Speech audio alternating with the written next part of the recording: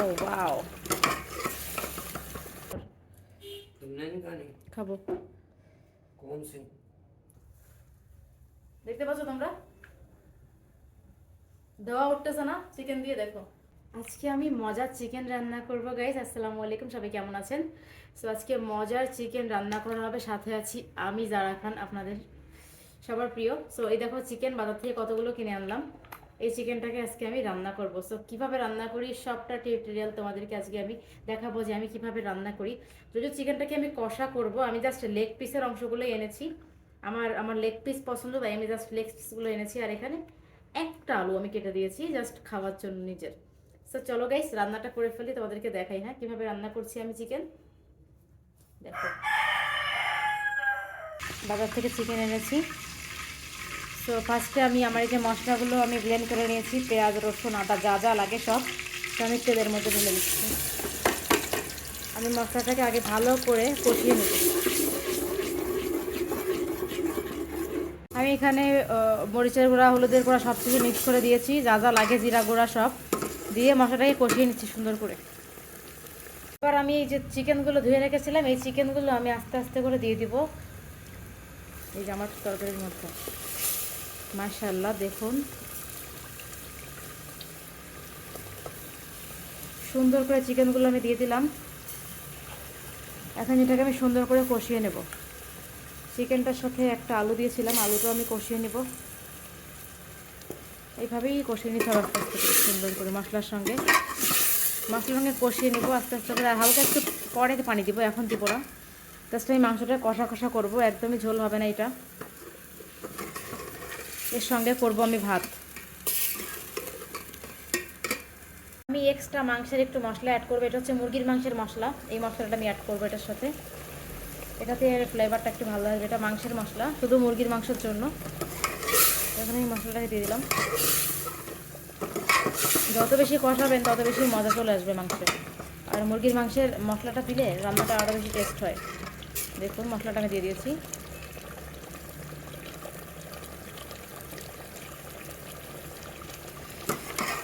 ও wow,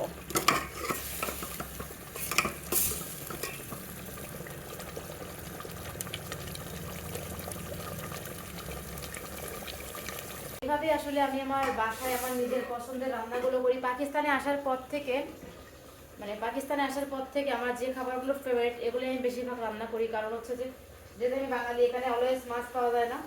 তো হচ্ছে যে আমার যা যা আমার খেতে ভালো লাগে আমি সেগুলোই এখানে রান্না করি।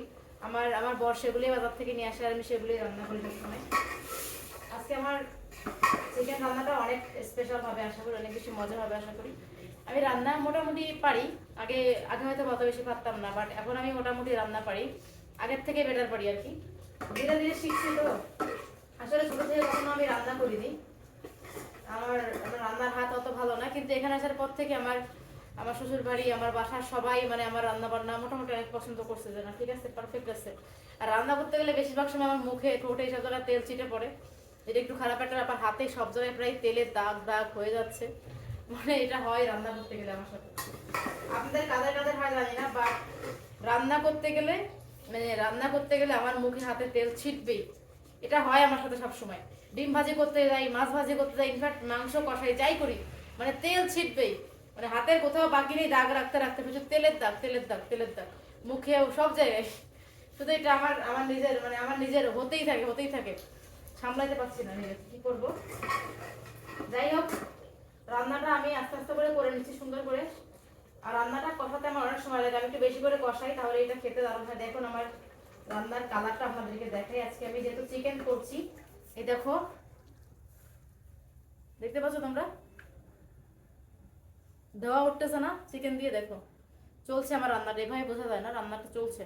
তো রান্নাটাকে হোক, তারপরে আপনাদের সাথে শেয়ার করবো কিভাবে কি করছি আমি। তো এই তো আসলে ছোটখাটো আমার পরিবার পাকিস্তানে, এইভাবেই আমাকে রান্না বাড়া করে আমার সংসারটাকে চালাইতে হয়, এটা ছাড়ার কিছু না। তারপরে ভাত ভাত রান্না করবো, তরকারি রান্না করবো, এইভাবেই আসলে লাইফ চলে যায় প্রত্যেকদিন। আর প্রতিদিনের রান্না প্রতিদিন করি, আমাদের বাসায় আবার বাসি খাবারটা কেউ পছন্দ করে না, তো আমাকে রেগুলার রান্না করতে হয়। দেখো গাইস আমার চিকেন রান্নার কালার দেখো, সুন্দর হয়েছে না? আপনারাই জানাবেন কমেন্ট করে। দেখেন আমি জানি না কেমন আমার রান্নার হাত, বাট চেষ্টা করি রান্না করার। যাই হোক ভিউয়ার্স, তোমরা সবাই আমার সঙ্গে থাকো। যেভাবে কষিয়ে কষিয়ে রান্নাটা আমি করে দিলাম ধীরে ধীরে করে। দেখো গাইস রান্নাটা কেমন হয়েছে আপনারা কমেন্ট করে জানাবেন। পানি দিনে আমি যেটা কষা হবে পুরোটাই আমি কষিয়েছি। কেমন লেগেছে কমেন্ট বক্সে জানাতে ভুলবেন না। আর সবার দাওয়াত, আমার বাসায় চলে আসবেন। আমি জিরে ভেজে নিচ্ছি, কারণ জিরে গুঁড়ো না দিলে ভালো লাগে না। তো জিরেটাকে আমি তাওয়ার উপরে দিয়ে একটু ভেজে নিচ্ছি। কিছুটা জিরা দেখতে পাচ্ছ গাইস, এইভাবে এই জিরাটাকে আমি সুন্দর করে ভেজে নিলাম। ভাতটা হাঁড়িতে চড়িয়ে দিয়েছি, ভাতটা হয়ে যাবে এখন। ধুয়ে দিয়েছি চাউলটা, হয়ে যাবে ভাত এখন। সুন্দর করে জিরাটাকে আমি গুঁড়ো করে নেব। এই দেখো কত সুন্দর গুঁড়ো হয়ে যাচ্ছে। এখন আমি এই জিরা গুঁড়োটাকে উঠে তরকারির উপর সুন্দর করে দিয়ে দেবো এইভাবে। তো দিলে ফ্লেভারটা অনেক ভালো আসে রান্নার। ওরা এখন খাবার দিছি, যখন ও খাচ্ছে দেখেন গাইস, এই যে চিকেন পিস দিছি, আলু দিছি, আর এই যে খাবার এখনও খাইতেছে খাবার। तुमने नहीं खानी? খাবো कौन सी? আমি এখন নেবো, ভাত নেব। আমি এখন খাবো। নুডলস করছিলাম, আগে নুডলসও করেছি। এবার আমিও নিয়ে নিচ্ছি আমার খাবার। এই যে গাইস আমি এখন এই যে খাবার খাচ্ছি দেখো।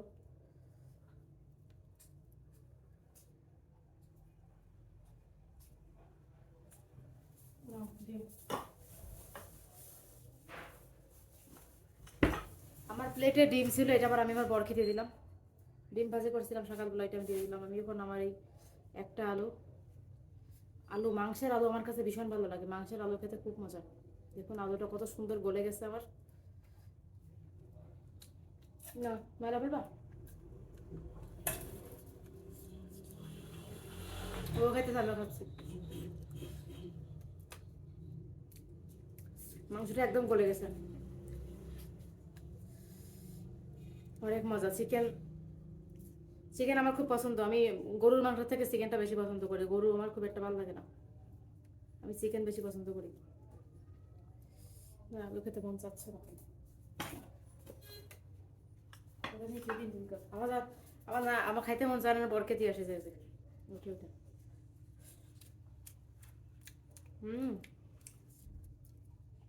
রান্না সত্যি অনেক মজা হয়েছে।